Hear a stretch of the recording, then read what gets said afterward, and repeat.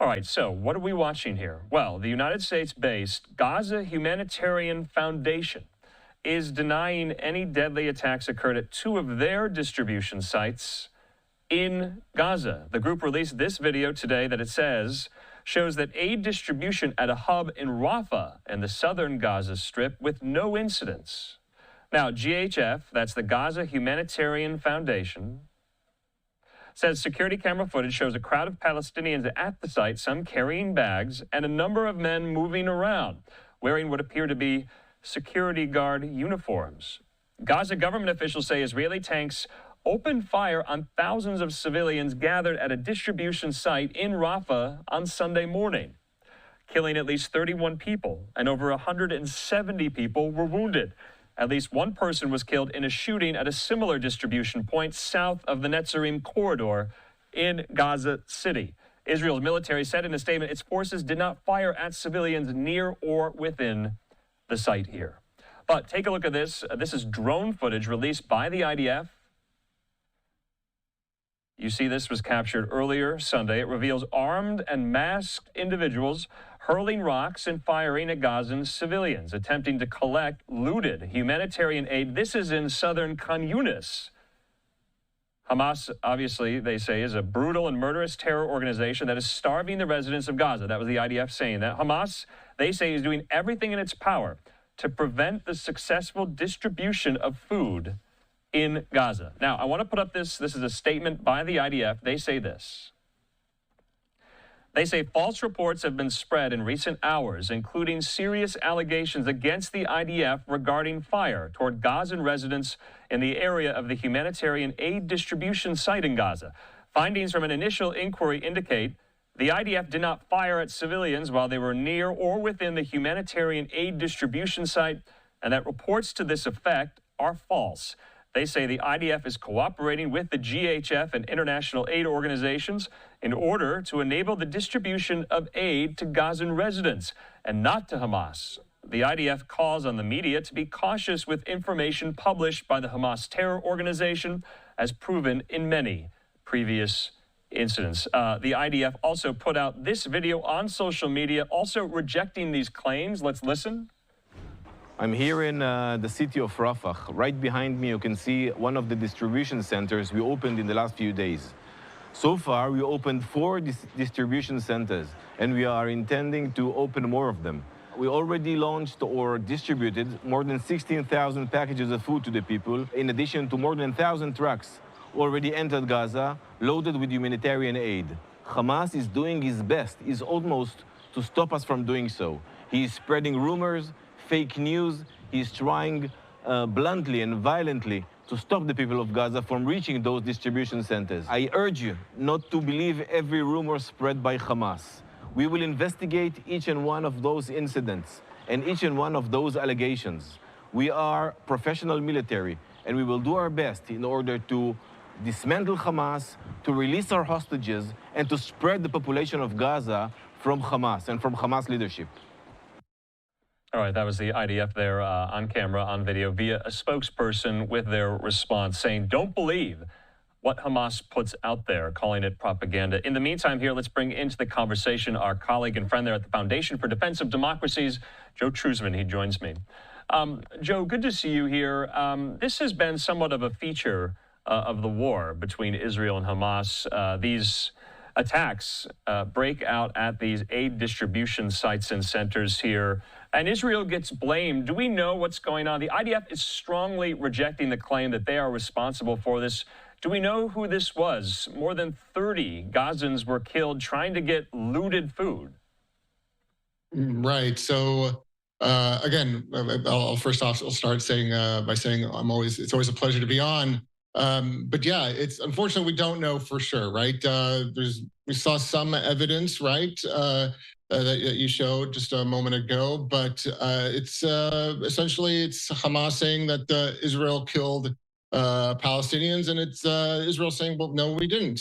But I think the important point here is that Israel is correct when, especially the IDF, when it says that Hamas, right, does not want to see Palestinians use this new mechanism, right, to deliver aid Because essentially or effectively what it does, it takes power away from Hamas, the leverage that Hamas has over Palestinians. So, and Hamas doesn't want that, right? But it's not enough to say, all right, or to prove that Hamas was involved here, that they fired on Palestinians collecting food or aid. So again, it just boils down to what Hamas is saying, what the IDF is saying. However, at the end of the day, again, I have to say is that it's in the interest of Hamas for Palestinians not to collect food, all right, from these news sites, from this new mechanism. So it's really tough to say, unfortunately. Right now, I think we just need more evidence. So, Joe, obviously over the last 75 days, on the international stage, Israel was roundly condemned for preventing any aid from going into Gaza. Seeing this all play out right now, could you understand or at least grapple with their reasoning for why they weren't doing that when they get blamed for something like this? Right. It's understandable. At the same time, I think when Israel cuts off aid to the Gaza Strip, we must understand it's not to damage, the intent is not to damage or hurt the civilian population. It's to hurt Hamas, all right? And Hamas and its allies, by the way. Its allies such as Palestinian Islamic Jihad and other armed terrorist groups who are fighting with Hamas against the IDF. Again, it goes back to what I was saying earlier. Hamas and its allies, they leverage the aid, all right? Not only do they use the aid over the civilian population, but they take the aid for themselves too. So what Israel tried to do here is essentially take that away from Hamas. Now, it replaced it with this new mechanism, right? With this new foundation that's distributing aid, which is great. But the problem here, as we've seen and as we've heard, is that the international community, or rather the Palestinian population, also suffers too because of this, right? Yeah. So there is some reason, I think, behind the international community's statements against Israel. However, I think the biggest point here is that it's not to hurt the Palestinian population. What Israel is trying to do is defeat a terrorist organization, and that's specifically Hamas. Yeah, and of course, in a lot of these situations and deadly incidents that the IDF has been implicated in all throughout the course of the war, they do their own internal review, don't they? Yeah, absolutely. I think, one can criticize the IDF as far as how fast they are at responding to incidents such as the one that just happened overnight. Earlier in the war, there was an incident where at the Baptist hospital in Gaza, where an errant Islamic Jihad rocket hit the compound, or at least a parking lot outside of the hospital, and the media was quick to blame Israel, right? But that's the problem. They weren't quick enough. The Israelis weren't quick enough to respond to it, and I think that's what hurt them here as well, and in other incidents where it took them time to respond. But nevertheless, yes, there are incidents like this and others where Israel is blamed right away without the facts coming out, without the evidence coming out. And that's a problem here. But this is the age of social media, quick news. So it's an issue that they're still grappling with, I think. But especially in this incident, I think we still need to wait because, again, I think it's in Hamas's interest to see this aid mechanism fail. And just another example to your point, just within the last several weeks, Israeli strikes against this hospital in Gaza known as the European Hospital. They say they were trying to go after the head of Hamas, Mohammed Sinwar, who they believe was on the compound, under the compound somewhere. And it was confirmed in the Knesset just last week and by the IDF yesterday that they did take out and neutralize Mohammed Sinwar, the leader of Hamas for now, the brother of Yahya Sinwar. So in the meantime, though, let's talk about some of the hostage and ceasefire deals on the table, because we were waiting going into the weekend whether or not Hamas would respond, and if they did, what their response would be. Hamas, now we know, they're seeking amendments to the latest ceasefire proposal. That's according to a senior official with the group telling that to the Associated Press. But U.S. Envoy Steve Witkoff called the Hamas response, quote, totally unacceptable. So this is Witkoff's proposal, Joe. He said this: I received the Hamas response to the United States' proposal. It is totally unacceptable. It only takes us backward. He said, Hamas should accept the framework proposal we put forward as the basis for proximity talks, which we can begin immediately this coming week. That is the only way we can close a 60-day ceasefire deal in the coming days, in which half of the living hostages and half of those who are deceased will come home to their families, and in which we can have at the proximity talks substantive negotiations in good faith to try to reach a permanent ceasefire. Joe, do we know what amendments Hamas would like here, or is this Groundhog Day yet again? Is this another deja vu in the ceasefire talk charade? Right. There's some reports that Hamas wanted a 7-year truce among the amendments.